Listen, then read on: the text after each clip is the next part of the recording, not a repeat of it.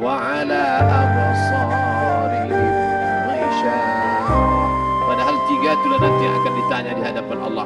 Inna sam'a wal basar wal fuad. Coba lihat, ketika akan ditanya, yang ditanya tiga, tapi diawali dari telinga. Inna sam'a wal basar wal fuad. Telinga, mata, hati. Tapi ketika terkunci, yang duluan dikunci hati. Khatamallahu ala qulubihim wa ala sam'ihim wa ala absarihim. Kalau hati sudah terkunci, telinga tersumbat, mata tertutup.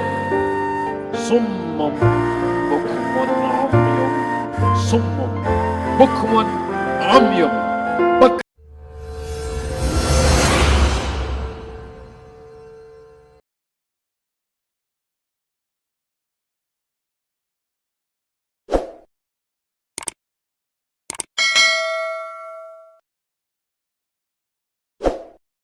Bapak Ibu yang dimuliakan Allah Subhanahu wa ta'ala, ala fil jasadi mudghah.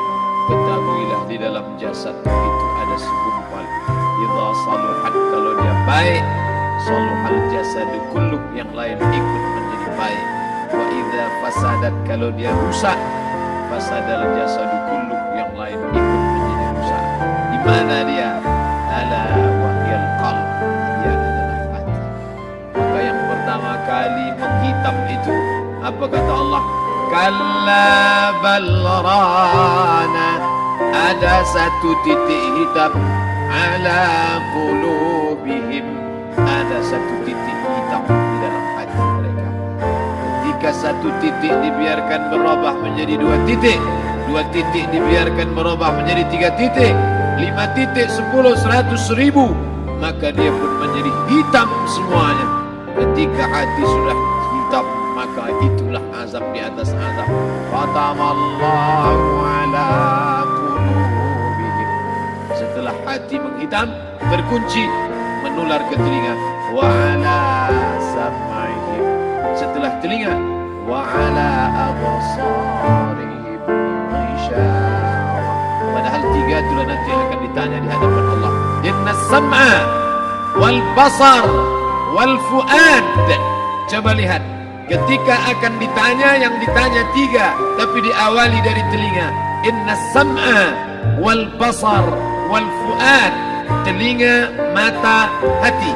Tapi ketika terkunci, yang duluan dikunci hati. Khatamallahu ala qulubihim wa ala sam'ihim wa ala absarihim. Kalau hati sudah terkunci, telinga tersumbat, mata tertutup. Summum bukmun umyum. Summum bukmun umyum. Peka, tuli, bisu, apapun tak lagi masuk ke telinga. Malam ini kita menyadarkan diri kita, terlebih lagi yang berceramah, jangan kau hanya sampai menyampaikan ayat saja. Hai Abdul Samad, apakah kau yang bicara itu hatimu sudah hidup? Senantiasa merasakan diri, aku orang paling hina, aku orang paling kotor, ditempelkan kening ke lantai di tempat yang diinjak tapak kaki, mengatakan bahwa aku bukan siapa-siapa. Malam ini Kepala Kanwil BPN Provinsi, Kabupaten, saya tak bisa membedakan mana yang kabupaten, mana yang kota, mana pegawai tinggi, mana pegawai rendah. Semuanya rata sama. Andai dibuat acara ini di kantor, mungkin saya sungkan melihat dari seragamnya, bajunya. Tapi malam ini semua sama. Andai tak disebut tadi Pak Kepala Kantor, Pak Kanwil, saya pun tak tahu mana makan. Fotonya ganteng pula asli. Artinya apa? Bahwa kalau sudah masuk ke dalam masjid, ketika engkau merasa dirimu tinggi di atas, kau bukan apa-apa, karena yang paling tinggi di badanmu pun kau tempelkan. Tapi saat kau jatuh, rendah, down, stres, kau jangan merasa rendah, karena kau tegak berdiri di hadapan Allah. Kau angkat dua tangan, Allah Akbar. Di dalam diri ini disebut dia dengan qalb. Kenapa disebut qalb? Orang Arab menyebut qalb, qallaba, karena sifatnya berbolak-balik. Pada saat selesai salat, astagfirullahalazim, tidak ada yang paling bersih, dia bersih. Tapi pada saat petang sore hari, yusbihu mu'minan, paginya putih, bersih, tak bernoda. Wa yumsi kafiran, petangnya hitam. Makanya dari pagi dibersihkan. Salat subuh bersih, salat zuhur bersih, condong matahari salat asar bersih, tenggelam matahari salat maghrib bersih, sempurna gelap malam salat isya bersih, tengah malam bangun tahajud munajat di tengah malam orang tertidur. Wa tusalli bil laili wan nasu niyam, engkau tegak di waktu malam di saat orang semua sedang tenggelam dalam lelap tidur panjang, tapi engkau menangis meratap mengenang dosa begitu banyak. Sab'atun yuzilluhumullah, di antara 7 yang mendapatkan naungan Allah. Yauma la zilla illa zilluh, hari itu tak ada naungan kecuali naungan Allah. Di antara yang mendapatkan naungan itu adalah rajulun zakarallah, orang yang berzikir, munajat, muhasabah diri di tengah malam, sunyi, sepi, fafadat aina, menetes air matanya. Berapa banyak sudah harta dititipkan Allah, berapa kupakai untuk zakat, wakaf, infak, sedekah, wasiat, hibah, ghanimah, harta rampasan perang di zaman Nabi. 7 harta yang akan menolong di hadapan Allah, 1 pun tak dipakai. Umur diberikan Allah 40, 60, 70. Berapa yang kupakai untuk menolong agama Allah? Berapa yang kupakai untuk mengingat Allah? Mata, tangan, telinga, kaki akan diminta tanggung jawab di hadapan Allah. Al-yawma nakhtimu ala afwahihim, mulut terkunci. Wa tukallimuna aydihim, tangan akan bicara. Wa tashhadu arjuluhum, kaki akan bersaksi di hadapan Allah. Siapa yang bisa menolong waktu itu? Kalau pernah tangan ini saat punya kekuasaan, 1 coretan tanda tangan bisa mempermudah urusan masjid. Sebutir kekuasaan yang dititipkan Allah bisa dipakai menolong agama Allah. Itulah yang akan menolong di hadapan Allah. Apa yang disampaikan malam ini, semua biaya pengurusan masjid nol. Itulah sesungguhnya yang akan menolong di hadapan Allah. Adapun harta yang disimpan, tabungan, deposito, tanah, rumah, kendaraan, semua akan tinggal menjadi harta warisan. Istri mengambil 1/4 kalau ada anak, kalau tak ada anak istri mengambil 1/8. 1 miliar 125 juta bulan untuk istri. Kalau dia tak tahu hukum gonogini, kalau dia tahu gonogini, dia tuntut ke pengadilan, dipotong lagi menjadi 2, 500 untuk dia. Dari yang 500 dapat lagi dia 75, 575 bulan untuk dia. Sisanya 425 diambil anak laki-laki 2 kali bagian anak perempuan. Lalu yang kita bawa mati apa? Dulu dibangga-banggakan, dihormati, dimuliakan. Yang kami muliakan Al-Mukarram, Al-Ustad. Tapi pada saat tiba masanya, yang kita bawa tak lain tak bukan innallaha la yanzuru ila ajsamikum. Allah tak menengok badan, fisik, bentuk tubuh, baju. Ini sampulnya saja. Wala ila suwarikum, Allah tak menengok rupa, wajah. Walakin yanzuru ila qulub, hati kamu yang bersih itulah yang kau bawa menghadap Allah Subhanahu wa taala. Yauma la yanfa'u malun, harta tak berguna, wala banun, anak tak bisa menolong. Harta tak berguna, anak tak mampu menolong. Illa man atallah, kecuali orang yang datang menghadap Allah biqalbin salim, dengan hati yang bersih, hati yang tulus, hati yang memercikkan cahaya iman, hati yang bersih dari hasad, busuk hati, sum'ah, riya, takabbur. Itulah yang menolong di hadapan Allah Subhanahu wa taala. Tulang, kulu, kulit, darah, lemak, sumsum akan menjadi santapan cacing tanah. Begitu besok pagi pintu kamar tak bisa diketuk, istri bolak-balik membangunkan tak terjaga, dipegang pipi sudah sejuk macam es batu, tanda jantung tak lagi berdetak, maka darah mulai berubah menjadi nanah, busuk. 1, 2, 3 hari kalau tidak disuntik formalin, jasad paling busuk jasad manusia, karena semua dia makan herbivora, tanaman saja. Tapi kita ini omnivora, semua masuk. Maka begitu mati, paling bagus orang Islam paling cepat dikuburkan. Selesai acara pemakaman, habiskah masalah, muncul masalah baru. Disitulah kita baru sadar. Apa kata Imam Ali radhiyallahu anhu? An-nasu niyam. Semua manusia waktu hidup itu tidur. Bapak tidur, ibu tidur, saya tidur. Semua orang waktu hidup itu tidur. Falamma matu, ketika dia mati, disitulah dia baru terjaga dari tidur panjang. Saat Israel mencabut nyawa, ditarikkan adalah satu centapan yang kuat. Disitulah kita baru terjaga dari tidur panjang. Betapa aku meninggalkan salat, betapa aku tak berzakat, betapa dulu kekuasaan. Aku lulus umur 30, pensiun 58, 28 tahun apapun tak pernah kubuat untuk agama. Sibuk membesarkan anak, sibuk mengurus warisan. Anak pun tak ingat dengan kita, karena kita lupa menanamkan pendidikan agama di dalam otak kepalanya.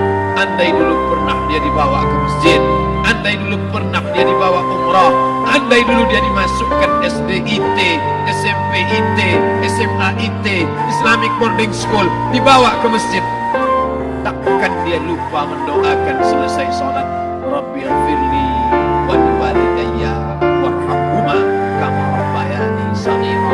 Harta yang banyak tak sempat menolong agama Allah, anak tunggal semata wayang tak sempat dididik agama, istri meninggalkan dalam keadaan stres susah hatinya karena dia tak diajarkan sabar menerima ridha ketetapan takdir Allah. Dan paling celaka, tak pernah anggota tubuh ini dipakai untuk berzikir, muhasabah, mengingat Allah. Tak pernah mata dipakai menengok Quran, kitab suci Allah. Tak pernah dipakai hati merenung sejenak, apa yang akan kubawa mati menghadap Allah Subhanahu wa ta'ala. Malam ini saya tak minta diajak ceramah tentang hukum zakat, hukum puasa. Saya tidak diajak tanya jawab apa hukum unjuk rasa besok tanggal 4. Yang ditanya adalah bagaimana kita merenung sejenak. Abdul Somad, engkau berhadapan dengan para pegawai Badan Pertanahan Nasional Provinsi Riau, berkumpul 12 kabupaten kota. Ini orang-orang ngurus tanah, dari dalam tanah naik ke atas tanah, ngurus tanah, ngurus tanah, ngurus tanah, masuk ke dalam tanah. Abdul Somad dari dalam tanah naik ke atas tanah, ceramah, ceramah, ceramah, ceramah, ceramah, masuk balik ke dalam tanah. Yang kau bawa apa? Baju koko tinggal, peci tinggal, pakaian kehormatan tinggal. Yang tentara belum pernah saya diundang. Ustadz besok datang takziah, bapak tentara meninggal, tahu-tahu kain kafannya loreng. Tak ada. Yang kau bawa kain tidak berjahit, disobek, kerak. Itu yang akan menyampul kulitmu, yang selama ini kau dimandikan, dibersihkan oleh ibumu dulu 60 tahun yang lalu. Sampai masanya kau lupa kapan kau dimandikan dulu. Sekarang ruh melihat, disebut dia ruh karena dia roha, ya ruhu, ruh, seperti aroma semerbak yang datang pergi hinggap. Ruh sampai masanya dia datang masuk ke dalam jasad. Ruh sampai masanya dia pergi meninggalkan jasad. Malam ini dimuliakan Al-Mukarram Haji Abdul Somad LCMA. Kenapa Abdul Somad ini dimuliakan? Karena ruh hinggap sejenak sebentar, sampai masanya besok pagi dia ruh keluar dari dalam tubuh ini. Anak yang katanya ayahku sayang, istri katanya kaulah abang, sampai masanya mereka tak lagi mau mendekat. Rumah itu saya yang buat, saya yang mengukurnya. Tapi begitu ruh sudah keluar dari badan, tidak satu pun semeter, sesenti, sejengkal, sehasta ada tempat di rumah itu untuk jenazah bernama jenazah Abdul Somad. Dulu orang bertanya, rumah Ustadz Somad di mana? Hari ini orang tidak lagi bertanya, tak lagi menyebut nama. Orang sudah mengatakan kuburnya mana. Dulu kalau dia masuk masjid, didatangi orang, disalami orang, mahasiswa, anak-anak, remaja mencium tangannya sebagai tanda hormat. Tapi begitu diletakkan keranda, kita akan sholat jenazah nanti selepas sholat zuhur. Apa kata orang? Letakkan di tepi sana, letakkan di tepi sana. Tak satu pun mau mendekat, letakkan dia di sana. Bahkan sebagian mengatakan jangan dalam masjid, letakkan dia di luar. Dia tidak disebut engkau yang mulia, tidak digunakan kata ganti orang langsung. Letakkan dia di sana. Bahkan sebagian tak lagi, padahal tempat paling mulia sebelah kanan, orang tak lagi mau di kanan, mulai dia menjauh ke kiri. Kenapa kau ke sana? Takut aku mimpi hantu nanti malam. Mana kawan, sahabat, andai tolan, anak menantu, teman sekantor, semuanya pergi meninggalkan. Yang tetap dibawa, kalau pernah kaki melangkah sholat berjamaah di masjid, kalau pernah tangan mengusap kepala anak yatim, kalau pernah tangan mengucap subhanallah. Nanti di akhir tausiah kita akan berzikir, munajat, muhasabah diri, berdoa, mengenang apa yang akan kita bawa menghadap Allah Subhanahu wa ta'ala. Datang malaikat membawa kain kafan dari cahaya, akan menyambut ruh yang mulia. Hadis riwayat Ahmad bin Ambal dalam kitab Al-Musnad, turun malaikat berlomba-lomba membawa kain putih dari cahaya, menunggu ruh akan keluar. Ruh menetes seperti embun di ujung daun. Daun tidak bergoyang, ranting tidak patah. Ruh menetes pelan turun ke dalam kain kafan, dibawa malaikat ke pintu langit. Tak sabar mereka menyambut. Inikah dia yang selama ini berjamaah? Inikah yang dulu ketika dititipkan kekuasaan menolong agama Allah? Kam min masyhurin fil ardi walam yakun ma'rufan fis sama. Berapa banyak yang masyhur terkenal di bumi, malaikat tak mengenal dia. Ini roh siapa? Tapi ini bukan LCMA, dia bukan ustaz, dia bukan ulama, tapi imannya dalam. Kekuasaan dipakai menolong agama Allah. Rohnya keluar di bawah, semua malaikat mengucapkan salam. Inilah orang yang selama ini kami tunggu-tunggu, catatannya sudah lama. Setiap pagi petang malaikat subuh membawa catatan namanya, malaikat malam membawa catatan namanya. Kami merindukannya. Begitu orang-orang yang masyhur di langit tapi tak dikenal makhluk bumi.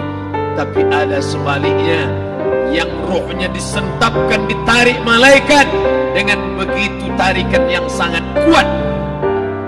Nabi bertanya saat Isra Mi'raj kepada mereka yang sudah mati ribuan tahun yang lalu, apa yang kalian rasakan? Yang satu mengatakan seperti tebasan pedang di tempat yang sama beratus kali. Yang satu mengatakan seperti kambing yang dikuliti hidup-hidup.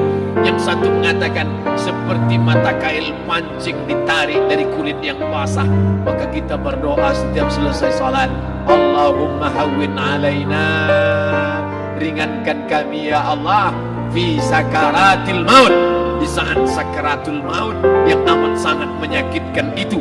Dan mereka yang pergi tak pernah kembali, mereka yang mati tak pernah bercerita kecuali hanya kepada Sayyidina wa Maulana Muhammad sallallahu alaihi wasallam. Di saat malam pertama di tempat yang gelap, di tempat yang tak pernah diimpikan oleh orang, tapi kita tetap melewati dan merasakannya.